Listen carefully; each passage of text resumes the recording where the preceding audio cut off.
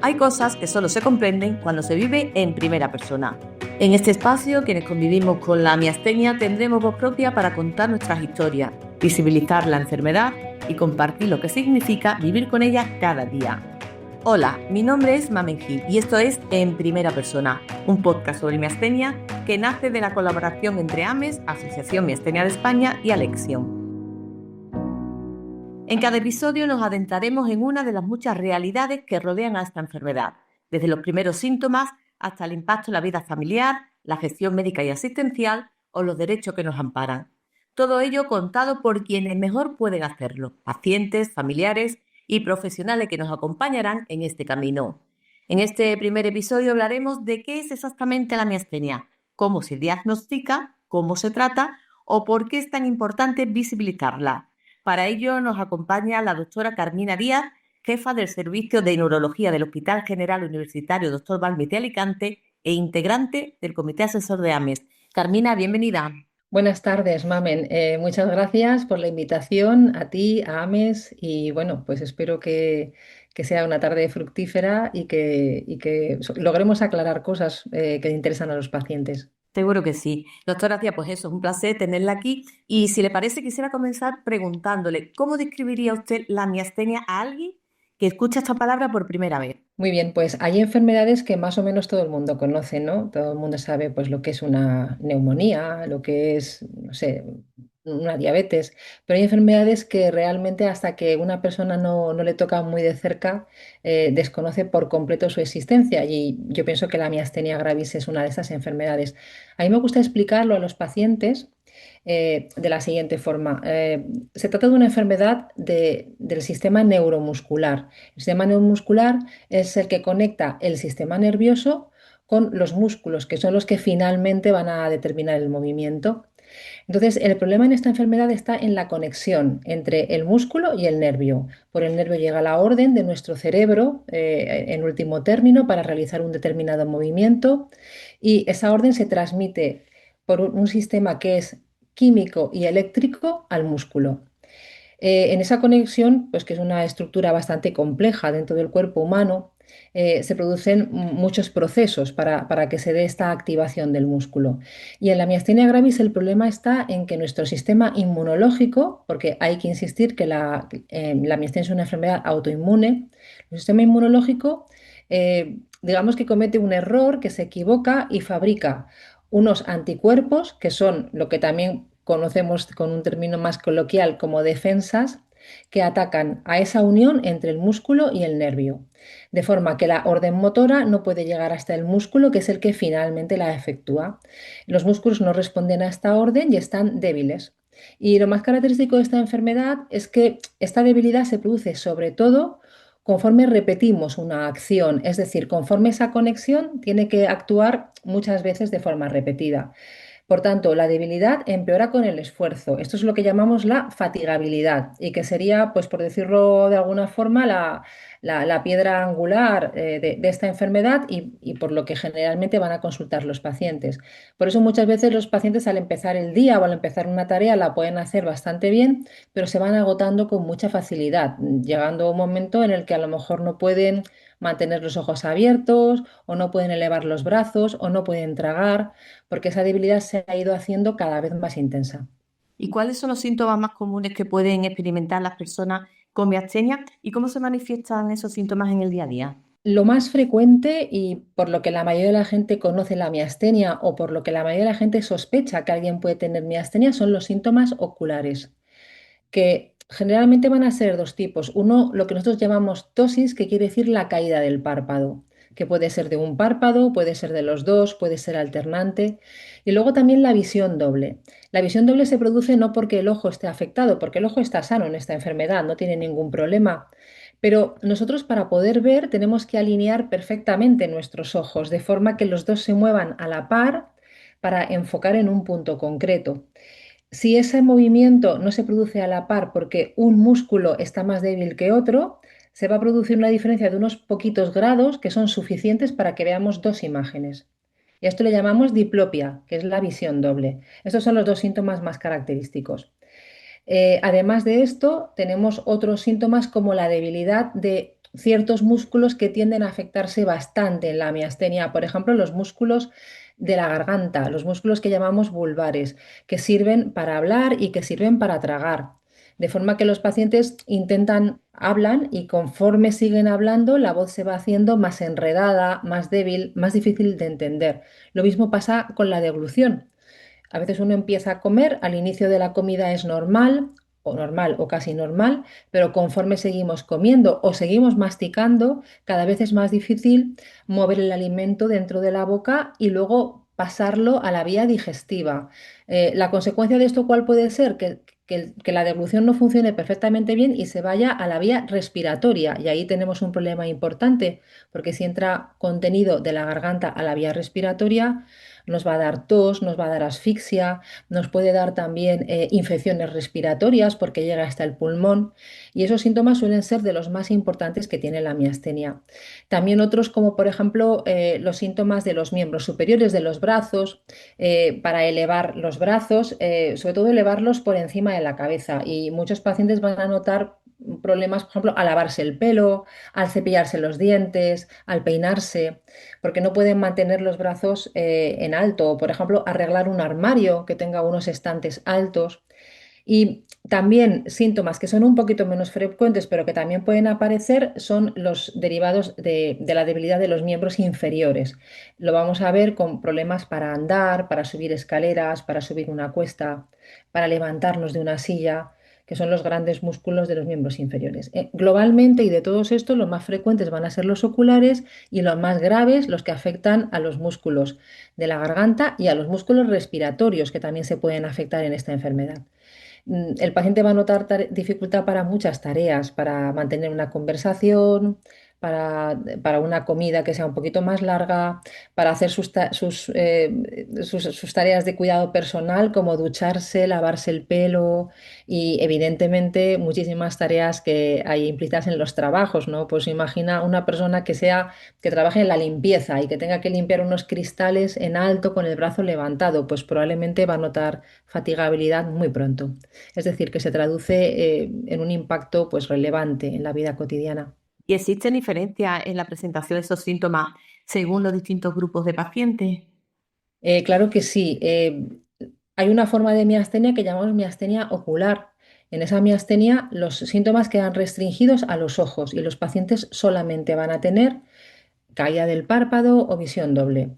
Y no avanza a otros músculos del cuerpo. No es que la enfermedad no avance, porque estos anticuerpos que son anormales y que causan la enfermedad circulan por nuestra sangre y llegan a todos los sitios del cuerpo. Pero sí que es verdad que hay músculos que son un poco más sensibles y por tanto, si la enfermedad no es tan grave, se va a quedar restringida, lo que llamamos miastenia ocular. Y luego estaría la miastenia generalizada, en la que ya se afectan músculos del cuerpo, pues del cuello, de los brazos, de las piernas. Dentro de la miastenia generalizada, a su vez, distinguimos como varios grupos o como varios estados de la enfermedad que van de los más leves a los más graves y que, bueno, pues cuanto más músculos vitales o músculos importantes se afecten, pues peor va a ser la repercusión para el paciente. Cada persona puede tener una combinación de síntomas que es diferente y que es única. Y eso a veces hace que el diagnóstico sea difícil, porque no es una enfermedad que tanta gente conozca tanto, ni que tantos médicos hayan tenido la oportunidad de ver pacientes. Entonces, si a eso le sumamos que cada paciente puede ser diferente a los demás, hace que al principio sea difícil reconocer la enfermedad. Hablando de esa dificultad en el diagnóstico, en su experiencia, bueno, ya nos ha comentado alguna, pero ¿cuáles son las dificultades más frecuentes que se dan a la hora de establecer el diagnóstico? Pues lo primero son dificultades incluso de reconocimiento del propio paciente.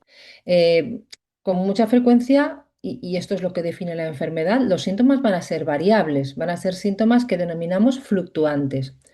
Y a veces pueden confundirse con otras enfermedades. Pues, por ejemplo, la visión doble también tiene muchas causas que son causas oculares, que no son causa neuromuscular. Hay una diferencia importante en la visión doble, que eso, bueno, muchos pacientes lo saben, porque ellos mismos se dan cuenta que cuando miras un ojo solo no es doble en la miastenia, ¿no? Porque cada ojo está sano. El problema es que los dos ojos vayan a la par y que se muevan de la misma forma. Entonces, por ejemplo, un paciente puede no reconocer que ese síntoma que tiene es un síntoma de una enfermedad neurológica y pues puede ir al oculista. Y si en ese momento le exploran y está todo bien porque es una enfermedad fluctuante, pues será que no tengo nada. O que el paciente se encuentra cansado, que le cuestan algunas tareas y lo puede atribuir a otros muchos problemas, pues a la sobrecarga de la vida que llevamos todos, o sobrecarga laboral, o a que uno tiene otras enfermedades que también pueden superponerse con esto.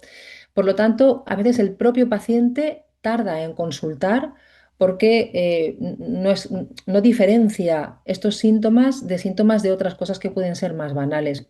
Luego llegamos al primer escalón, que es el escalón de la atención primaria. A lo mejor un médico de atención primaria no ha visto nunca o ha visto muy poquitas veces un paciente con miastenia y aquí se aplicaría lo que hemos comentado antes, que la sintomatología es tan variable que puede no reconocerla.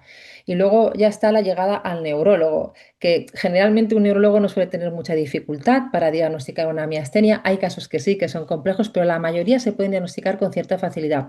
Pero todos sabemos lo que pasa pues con la demora de las consultas, la demora de las pruebas, en fin, que un paciente desde que tiene el primer síntoma hasta que llega a un tratamiento eficaz, pues a veces puede pasar bastante tiempo. Hablando de tiempo, ¿por qué es tan importante diagnosticar esta enfermedad lo antes posible? Yo creo que fundamentalmente por dos motivos. El primer motivo es la propia tranquilidad del paciente, ¿no? Uno a veces se debate durante mucho tiempo sobre si esto que tengo es una enfermedad o será que es que me lo estoy haciendo yo o que estoy muy cansada, ¿no? Entonces, darle un diagnóstico cerrado a una persona es un elemento muy importante de tranquilidad y también el primer paso para abordar la aceptación de la enfermedad. Que uno tenga un diagnóstico definitivo nos permite poner en marcha los recursos personales, físicos y psicológicos, no nos olvidemos de estos, para afrontar una enfermedad.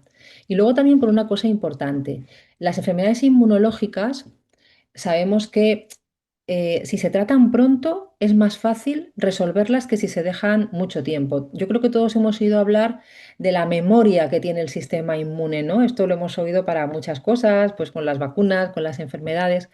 Entonces, si nosotros conseguimos que ese sistema inmune no esté excesivamente habituado a ese tipo de respuesta, es probable que pueda responder mejor a los tratamientos. O sea que, bueno, pues digamos que están las dos vertientes, la del propio mecanismo de la enfermedad y la de encarrilar al paciente adecuadamente en todos los aspectos referentes a la enfermedad.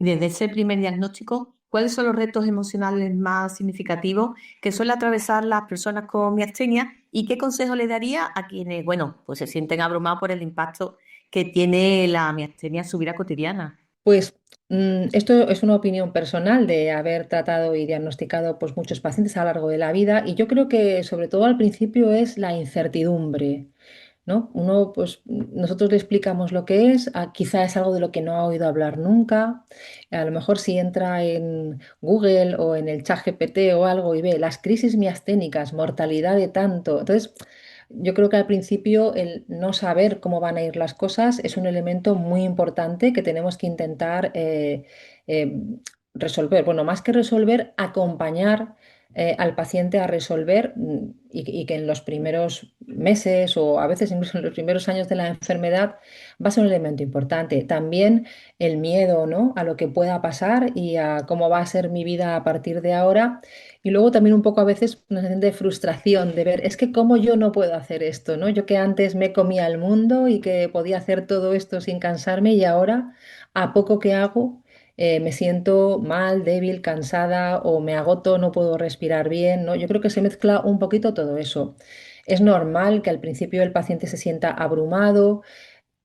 Encima le decimos que es una enfermedad crónica, que esto pues es para siempre o casi para siempre. Entonces, pues ese primer momento del diagnóstico yo creo que tiene un impacto importante, ¿no? En el paciente. Eh, no sé si me habías preguntado también qué Sí, ¿qué, aconsejamos a qué los pacientes, consejos ¿no? sí se le da? Sí, Porque ese primer sí, impacto, la verdad es que claro, claro. es Pues fuerte y te cambia todo. claro, pues entonces lo primero es que el paciente sepa que esto no le pasa solamente a él. Esto generalmente consuela bastante, ¿eh? que uno sepa bueno, esto de que las desgracias compartidas son menos, pues que uno sepa que hay más gente con esta enfermedad, que hay un porcentaje importante de personas que tienen esta enfermedad y que pueden hacer una vida aceptable. eh, y luego, pues también creo que es muy importante que el paciente se conozca, que conozca la enfermedad. Porque mira, en otras enfermedades, nosotros cuando el paciente viene a la consulta, le vemos, le exploramos y ya nos podemos hacer una idea clara de cómo está, ¿no? Pues yo qué sé, una persona tiene un ictus y pierde fuerza en un brazo, pues comprobamos la pérdida de fuerza en el brazo. Pero esta enfermedad es muy cambiante. Es decir, cuando yo veo al paciente en la consulta, puede estar de una forma y a la tarde en su casa estar de otra. Entonces, es importante que él conozca qué es la enfermedad, cómo se manifiesta, ante qué cosas tiene que alertarse porque son más graves, qué información es la que es más útil luego en la consulta dar para que nosotros podamos elegir el mejor tratamiento para cada paciente y en la medida que el paciente esté mejor informado y conozca mejor la enfermedad, va a ser más fácil tratarlo y llegar a buen puerto con ese tratamiento. La información que nosotros tenemos en la consulta con análisis experimental no es suficiente. Necesitamos que él forme parte de su proceso diagnóstico y de seguimiento para ser lo más fiable posible para que podamos tratarlo bien. Que explique todo lo que le va pasando. Efectivamente. Todo y que tenga capacidad discriminativa, ¿sabes? O sea, que Sí. dentro de los síntomas que tú puedes tener, algunos son muy relevantes y otros son menos. Y aprender qué es lo más importante, eso lo tiene que aprender acompañado por los profesionales que le tratamos, que somos los médicos, pero también pueden ser los enfermeros o pueden ser otros profesionales, los fisioterapeutas, que somos los que tenemos que ir orientándole ante qué cosas son las que son más importantes. Claro, si nos adentramos ahora en el campo de la investigación, ¿cuáles son algunos de los avances más significativos y cómo están contribuyendo a mejorar en el día a día en los pacientes? En los últimos años yo creo que hemos vivido y estamos viviendo y aún vamos a vivir una época muy, muy interesante en la investigación y lo que es más importante, en el tratamiento, porque si la investigación nos importa para algo es para llegar al paciente, ¿no? Que esos avances en el conocimiento se puedan aplicar a lo que es el tratamiento del paciente. Entonces, en los últimos años se han producido avances en la identificación de anticuerpos, ¿no? De las dianas que tiene ese ataque del sistema inmune, que se van a poder aplicar en poco tiempo a pacientes con miastenia. Yo creo que estamos viviendo una etapa de verdad casi, casi inaudita en esta enfermedad y que espero que dé unos frutos muy importantes. Sí, y buena noticia para todos los pacientes con miastenia, sobre todo para los que son refractarios a esos medicamentos que existían hasta ahora. Y para finalizar, doctora Díaz, si estuviera enviando un mensaje a alguien que acaba de ser diagnosticado con miastenia, ¿qué le gustaría transmitirle? Bueno, pues yo creo que fundamentalmente tres cosas para no abrumarle demasiado que está recién diagnosticado. El primero es que uno no está solo, ¿m? Que tiene que buscar el apoyo a través de sus familiares, sus amigos, su entorno, pero también el apoyo de las personas que tienen esta enfermedad y que le van a ayudar muchísimo en las estrategias para abordar la adaptación a la enfermedad, la información sobre la enfermedad. Entonces, en ese sentido, yo creo que las asociaciones son fundamentales para ese tipo de enfermedades que no son tan conocidas. Ese es el primero, que uno no está solo. ¿M? Segundo, eh, que esta enfermedad es tratable. No estamos hablando de una enfermedad neurodegenerativa que le decimos, es que esto será neurodegenerativo, no es neurodegenerativo, es tratable, los pacientes pueden mejorar. Y la experiencia nos ha enseñado que pacientes que en un momento determinado de su vida han estado muy, muy mal, que uno pensaba que, bueno, esto ya es el final, ha habido estrategias terapéuticas nuevas, han mejorado y han conseguido remontar, ¿eh? O sea, estamos en una enfermedad tratable y se puede tratar. Y luego, muy importante, como tercera pata de, de este taburete, que tienen que aprender a conocer la enfermedad y a cuidarse. A procurar evitar los desencadenantes, a identificar cuando uno está empeorando precozmente, es decir, que formen parte activa del tratamiento de la enfermedad. El tratamiento no es una cosa que uno llega a una consulta, se sienta y el señor o la señora de enfrente le va a decir lo que tiene que hacer. El tratamiento no es solamente eso. Es eso y más cosas. Es la participación activa del paciente cuidando su salud general, cuidando, por ejemplo, vigilando junto con nosotros los posibles efectos secundarios de los medicamentos, haciendo la actividad física necesaria, que también es importante, aunque sea una enfermedad que debilita, eso no quiere decir que tengamos que darnos quietos, sino que hay que hacer una actividad física adecuada. Y todo lo que influye para que podamos llevar la enfermedad, como he dicho ya otras veces, a buen puerto, al mejor sitio posible, a una calidad de vida la mejor que el paciente pueda alcanzar. Una enfermedad que no solo cambia la vida del paciente, sino también de la familia. ¿Y a la familia qué le diría? A los familiares. Pues sobre todo que conozcan la enfermedad y que entiendan a sus familiares enfermos. Primero que aprendan a observarlos. A veces, por ejemplo, la caída del párpado la va a ver antes un familiar que el propio paciente. El paciente a lo mejor hasta que no ocluya la pupila no se va a dar cuenta, pero su médico dice, oye, que te está cayendo mucho el párpado, ¿no? Eh, y luego, aparte de lo que sería ya el aspecto más de la enfermedad, lo que yo también he aprendido a lo largo de los años es que los pacientes necesitan la comprensión de su familia. Porque yo me he encontrado pacientes que me han dicho, es que en mi familia no me entienden, dicen que soy una vaga y que no tengo ganas de trabajar. Eso es muy triste, no podemos llegar a Sí, eso. sí, sí. Y eso pasa, ¿eh? Eso pasa. Yo lo he visto en mi consulta bastantes veces, demasiadas. Entonces, hay que entender lo que es la enfermedad y que el paciente no va a poder adaptarse a determinados horarios, a determinadas actividades. Y me acuerdo de una señora que me decía, es que mi familia dice que soy una aguafiestas, porque cada vez que hay un bautizo, tal, no sé qué, no sé cuánto, yo digo que no puedo ir. Y dicen que no voy porque no quiero.